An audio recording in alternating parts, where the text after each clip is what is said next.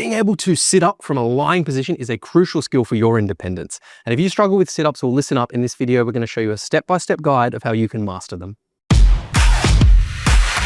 Hey, it's Brody and Jess from Be Mobile Physiotherapy. Sitting up from the floor requires really strong abdominal muscles. If you're lacking ab strength, it's going to be really difficult. Of course, the solution is going to be train your abs so that they get stronger. But if you can't currently do a sit-up, where do you start? Well, let's make it easier by starting with level 1 on a bed or a couch, and that is doing crunches.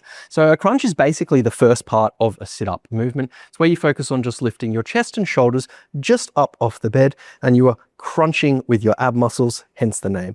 Now, it's okay if you can just get your head and shoulders a couple of centimeters off the ground, because that is the place to start. So you can start with your hands by your side like this, and just work on lifting that head, chest, and shoulders.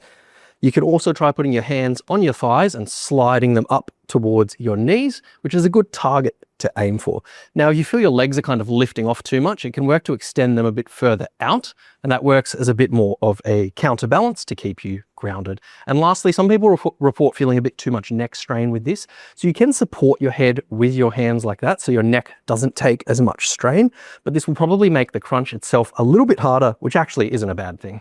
So start with 2 to 3 sets of 5 to 10 crunches with about a minute rest in between each. And the goal over time is to build up how many you can do and how many sets you're doing.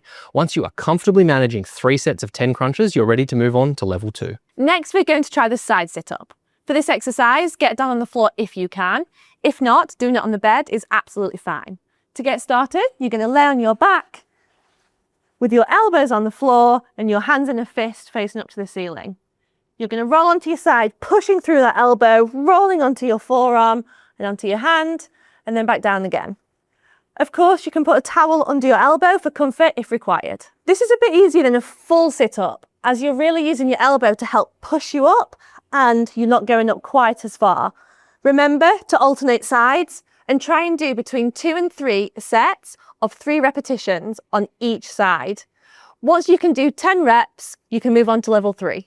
Now you've worked through the progressions, you're ready to try some full sit-ups. So when you're training these, you can hook your feet under a bit of furniture like a couch, or you can use your feet to grab onto a heavy object to anchor yourself.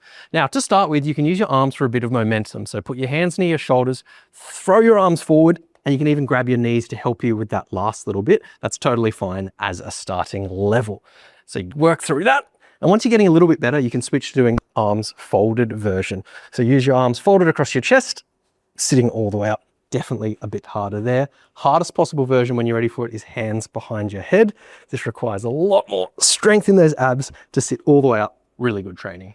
Now, we don't want to be able to just manage one sit-up. We want to be resilient and independent for many years to come. So keep working at these till you can confidently manage 10 full sit-ups in a row.